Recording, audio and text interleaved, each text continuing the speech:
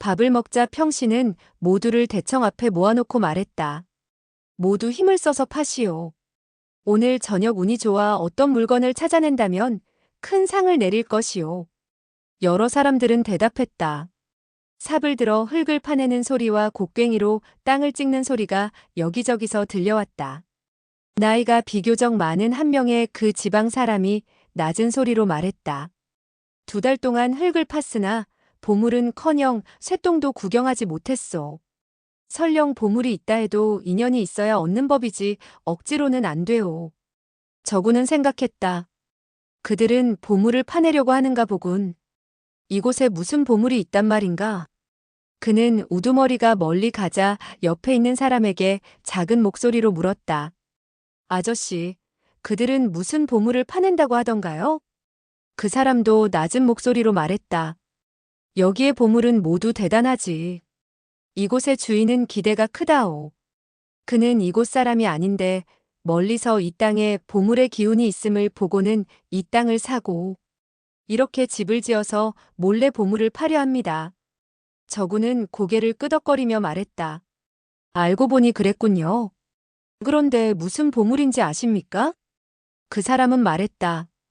그 사람이 말하기를 무슨 상자인데 물건을 넣고 하루만 지나면 그 상자에 그 물건이 가득 차 있게 된다네. 저구는 말했다. 정말 보물이군요. 보물입니다. 그 사람은 또 말했다. 만약 우리가 그 상자를 찾아낸다면 주인은 우리에게 그것을 하룻밤씩 빌려주어 원하는 물건을 넣으라고 했소. 당신은 그것을 찾으면 무엇을 넣을 것이요? 저구는 한참 생각하고는 말했다. 저는 늘 배가 고픕니다. 그러니 한 알의 쌀을 집어넣으면 다음 날 쌀이 가득할 것이니 얼마나 좋겠습니까? 그 사람은 껄껄 웃더니 말했다. 그래, 그래. 그 우두머리는 웃음소리를 듣고는 다가와서 힐책했다. 잔소리는 그만두고 빨리 파거라. 저구는 낮은 소리로 다시 물었다. 이 집의 주인은 성이 어떻게 되신답니까? 그 사람은 말했다. 저기 주인이 나오네. 저군이 그가 가리키는 뒤뜰에서 걸어 나오는 사람을 바라보니 눈빛이 형형하고 옷차림도 매우 화려했다. 나이는 50세 정도 되어 보였다. 저군은 그를 쳐다보고는 곧 심장이 뛰는 것을 느꼈다. 그는 급히 고개를 돌리고 그를 더 쳐다보려 하지 않았다. 그는 생각했다. 이 사람은 내가 어디서 본 사람이야. 이 사람을 어디서 봤지? 그 사람의 말소리가 들려왔다. 오늘 저녁은 모두 서쪽으로 석자 정도 파시오. 종이 조각이든 나무 조각이든 돌멩이든 절대 하나라도 놓치면 안 돼오. 저구는 그 사람의 말소리를 듣자 머릿속에서 한 사람이 떠올라서 깜짝 놀랐다. 맞다. 알고 보니 그 사람이었구나. 그는 고개를 푹 숙이고 곁눈으로 그를 다시 쳐다보았다. 이 집의 주인은 만진산의 집에서 그에게 삼초의 권법을 전해주었던 그 늙은 거지였다. 그때는 옷이 낡았고 머리는 헝클어져 있었으며 온몸이 지저분했었는데 오늘은 대부호의 옷차림이었다. 그래서 그의 목소리를 듣고 나서야 누구인가를 알아차릴 수 있었던 것이다. 저구는 당장이라도 구덩이에서 뛰쳐나가 그를 아는 척하려 했으나 곧 생각을 바꾸었다. 그는 요 몇 년 동안 고초를 당했기 때문에 모든 일에 신중을 기하는 것이 본능처럼 되어 있었다. 그는 기분 내키는 대로 행동하지 않았다. 이 거렁뱅이 노인은 내게 참 잘해주었지. 그해 내가 그 큰 도둑놈인 여통과 겨루고 있을 때 그가 손을 써서 나를 구해주지 않았던가. 나중에는 나에게 정교한 삼초식을 알려주었지. 지금 생각해보면 그 삼초는 평범하기 그지없지만 당시에는 그에게서 가르침을 받아서 치욕을 벗어날 수 있었지 않은가. 그는 다시 생각했다. 오늘 다시 만났으니 그에게 감사하다는 말을 해야지. 그러나 이곳은 우리 사부님이 옛날에 살던 집인데 그는 이곳에서 무슨 물건을 파내려고 하는 거지? 어째서 이렇게 큰 집을 세우고 사람들의 입과 귀를 막고 있을까? 그는 옛날에 거렁뱅이였는데 어떻게 이렇게 부자가 될 수 있었을까? 그는 이것저것을 생각해 보았다. 아무래도 확실히 알고 난 다음에 행동을 해야겠다. 그가 비록 나의 은인이지만 그 이유만으로 모든 것을 해결하려고 해서는 안 된다.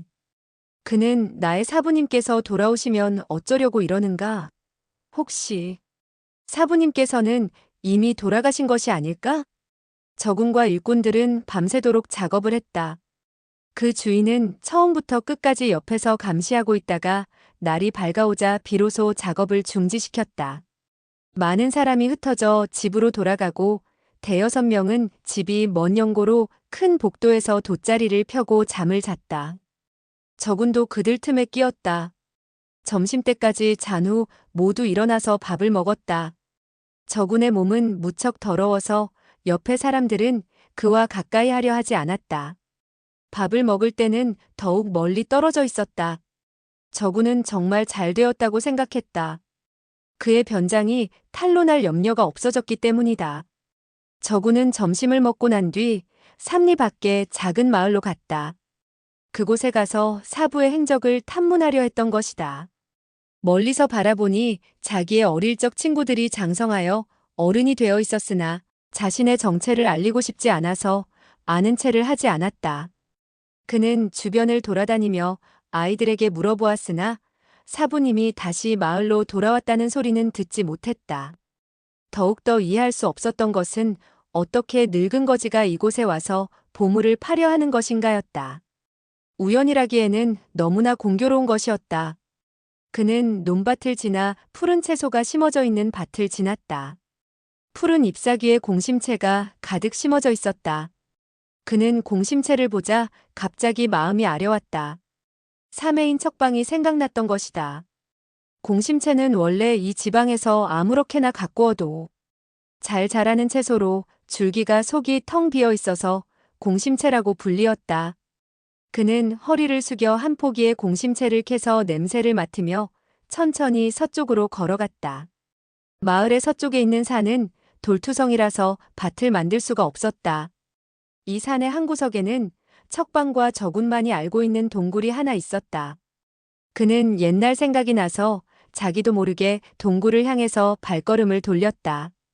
두 개의 언덕을 지나 은밀하고 황량한 동굴 입구에 이르렀다. 키만큼 자란 풀들이 동굴 입구를 막고 있었다. 그는 다시 마음이 쓰려왔다. 동굴 안에 들어가 보니 동굴 안의 모든 물건들은 그 옛날 그와 척방이 떠나갈 때와 조금도 다른 바가 없었다. 단지 먼지만이 가득히 쌓여 있었을 뿐이었다. 구석에는 척방이 바느질할 때 쓰던 바느질 도구가 놓여 있었다. 그리고 그 옆에는 한 권의 책이 있었는데 저구는 다가가서 책을 들었다.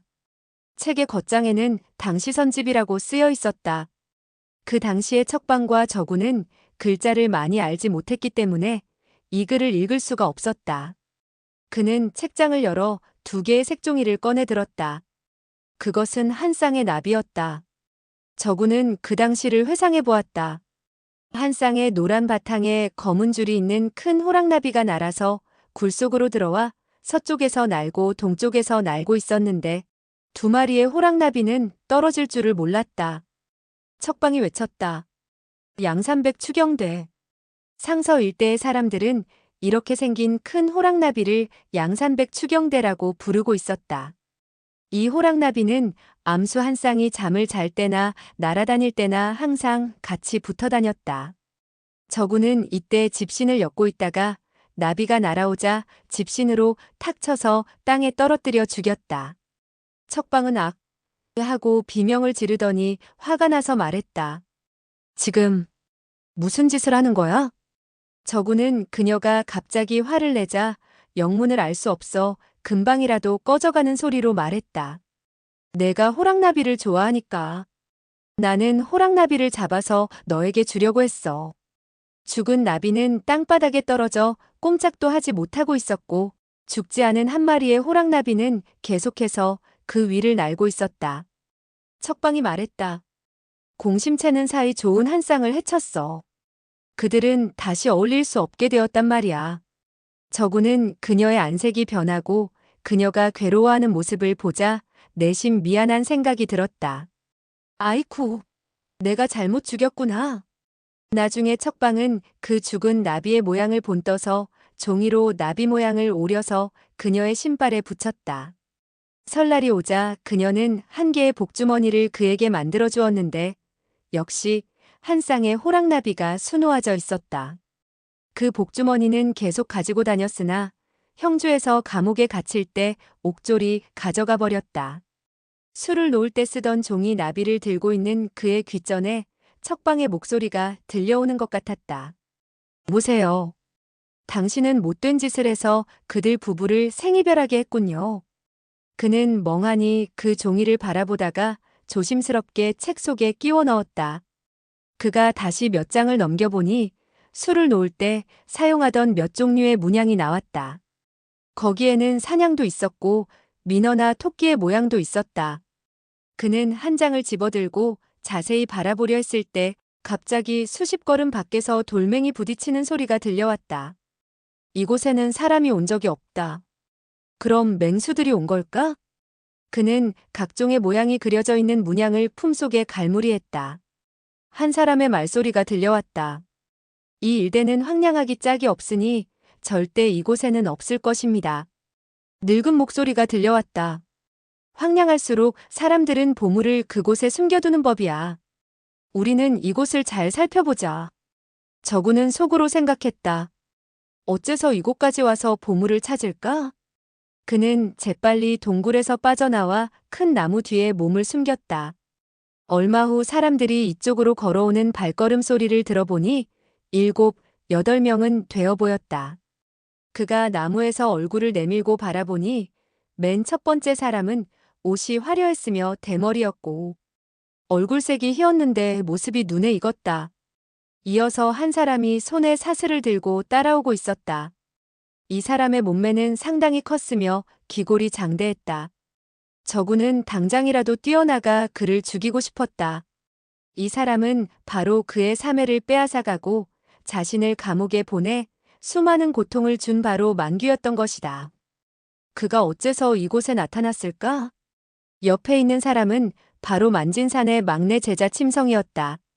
두 사람을 뒤따르고 있는 사람들은 모두 만진산의 제자로 노곤, 송균, 복원, 오감, 풍탄 등이었다. 만진산에게는 모두 8명의 제자가 있었으나 주기는 형주의 폐허에서 저군에게 죽임을 당했고 지금 나타난 것은 7명이었다. 저군은 매우 의아했다. 이놈들은 이곳까지 와서 무슨 보물을 찾으려는 거지? 이놈들도 도깨비 방망이를 찾고 있는 것이 아닐까? 침성이 외쳤다. 사부님, 사부님. 이곳에 동굴이 있습니다. 그러자 맑고 늙은 목소리가 들려왔다. 그래. 그 목소리에는 억제할 수 없는 기쁨이 담겨 있었다. 이어서 몸집이 거대한 사람이 걸어왔다. 바로 오은수 만진산이었다. 그의 음성은 낭낭했고 발걸음도 무거웠으며 조금도 늙은 것 같지 않았다. 만진산이 먼저 동굴로 들어갔고 여러 제자들도 뒤따라 동굴로 들어갔다. 굴 속에서 말소리가 들려왔다. 이곳은 원래 사람이 살던 곳이군요. 먼지가 이렇게 쌓인 것을 보니 오랫동안 사람이 살지 않았던 것 같군요. 아닙니다. 여기 발자국이 새로 나 있습니다. 그렇군요. 여기 손자국도 있습니다. 누가 금방 왔다 갔나 봅니다. 틀림없이 언사숙일 것입니다. 그는 연성검법을 훔쳐갔을 것입니다. 저구는 깜짝 놀랐다. 그들은 연성검법의 검보를 찾으려고 하는구나. 언사숙이라면 사부께서 말씀하시기를 둘째 사숙이신 언달평은 이미 오래전에 실종되어 생사를 모르고 있으며 이미 이 세상 사람이 아니라고 하셨는데 어떻게 연성검보를 노리고 있을까? 그들은 내가 남긴 발자국과 손자국을 보고 언사숙이 남긴 자국으로 아는가 보다. 만진산이 말했다. 모두들 우왕좌왕하지 말고 사방을 조심해서 찾아보거라. 어떤 사람이 말했다. 언사숙께서 이곳에 오신 이상 가져가지 않았을 리가 있겠어요? 또 한 사람이 말했다. 척장발은 잔꾀가 많으니 검보를 이곳에 숨겼다면 다른 사람들이 쉽게 찾지를 못할 것입니다. 한 사람이 말했다. 물론 잔꾀가 많지. 그렇지 않으면 어찌 철소행강이라고 불리웠겠는가? 만진산이 말했다. 우리는 조금 전 그 시골 사람의 뒤를 쫓아왔는데 그자의 걸음걸이가 매우 빨랐다. 그 사람이 이 일과 관련이 있을지 모르겠구나. 망규는 말했다. 그 사람은 이곳의 지리에 밝아 작은 길로 떠나갔을 것입니다. 우리가 그가 아니었다면 이곳에 동굴이 있다는 것을 1년이나 2년이 지나도 알 수가 없었을 것입니다. 저구는 생각했다. 알고 보니 그들은 내 뒤를 따라왔구나. 그렇지 않고서야 어찌 이런 은밀한 곳을 알고 있겠는가. 여러 사람들이 시끄럽게 떠들며 곳곳을 살피는 것을 저구는 알 수 있었다. 그들은 샅샅이 뒤졌으나 몇 개의 물건을 집어냈을 뿐이었다. 이어서 삽으로 땅을 파는 소리가 들려왔다. 동굴 속은 모두 바위 덩어리인데 어찌 파내려갈 수 있겠는가? 만진사는 말했다. 아무것도 없구나. 밖으로 나가자. 우리는 밖으로 나가 상의하도록 하자. 그들은 만진산을 따라 동굴에서 나와 개울 옆 바위 위에 앉았다. 이 8사람의 말소리는 나자 무슨 말을 하는지 알 수 없었다. 잠시 후 8사람은 몸을 일으켜 사라져갔다. 저구는 생각했다. 그들은 연성건보를 나의 둘째 400언달평이 훔쳐갔다고 단정하고 있구나. 나의 사부의 집은 큰 집으로 바뀌었고 그 늙은 거지는 무슨 보물을 찾는다고 했는데. 아, 맞다. 맞아. 그는 갑자기 깨닫는 바가 있었다. 그 늙은 거지는 보물을 찾는다고 했으나 사실은 연성건보를 찾고 있는 것이다. 그는 그것이 사부님의 수중에 있는 줄 알고 이곳으로 와서 자세히 찾아보고 있는 것이다. 사람들의 이목이 있어 먼저 큰 집을 지은 후 뜰 안을 파내고 있으며 소문이 나갈까봐 헛소문을 내어 보물단지를 찾는다고 했다. 그것은 시골 사람들을 속이기 위한 방법이지. 그는 또 생각했다. 그날 만사백이 생일 잔치를 했을 때 이 늙은 거지가 왔다 갔다 한 것에는 무슨 꿍꿍이 속이 있었을 것이다. 만진상 그들이 건보를 찾지 못했으니 틀림없이 그 큰 집에 가서 찾겠구나. 어쩌면 몇 년 전에 찾아봤는지도 모르지. 일이 아직 끝나지 않았으니 나는 큰 집에서 구경이나 해보자. 일이 이상하고 엉뚱하게 진행되는구나. 그는 자리에서 일어나 걸음을 옮기기 시작했다. 그러나 나의 사부는 어디 계실까? 그 어르신은 어디 계실까? 그의 집은 다른 사람이 벌집 쑤시듯 쑤셔놓았는데 그는 알고 있을까? 모르고 있을까? 사매는? 그녀는 형주에 남아 마님 노릇을 하며 잘 살고 있겠지. 망가의 사람들이 그녀의 부친 집에 와서 뒤지고 있는 것을 그녀는 알고 있을까? 그녀는 지금 무엇을 하고 있을까? 저녁이 되자 큰 집은 횃불을 밝혔다. 10여 명의 일꾼들은 곡괭이를 들고 땅을 파고 있었다. 저군도 그 사람들 틈에 끼어서 땅을 팠다. 그는 힘을 써 일하지도 않았고 게으름도 피우지 않았다. 그의 머리는 헝클어져 있었고 수염을 깎지 않아 털투성이었다. 그리고 검정칠이 칠해져 있어 진면목을 알 수가 없었다.